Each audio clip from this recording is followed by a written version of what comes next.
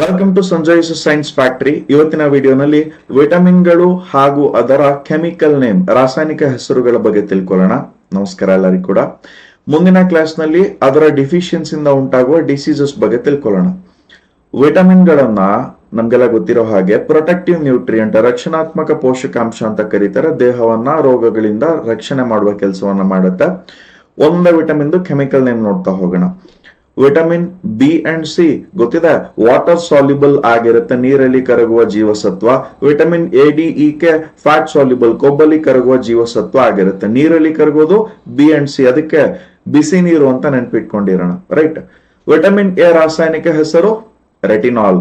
Vitamin B one thiamine, vitamin B two riboflavin, vitamin B three niacin, vitamin B four adenine, vitamin B five pantothenic acid, vitamin B six pyridoxine, vitamin B seven biotin ಆಗಿರುತ್ತೆ, vitamin B eight biotin, vitamin B nine folic acid, vitamin B ten para amino benzoic acid, vitamin B twelve cyanocobalamin ಆಗಿದೆ, vitamin C ascorbic acid, vitamin D calciferol, vitamin E tocopherol, vitamin K phylloquinone ಆಗಿರುತ್ತೆ.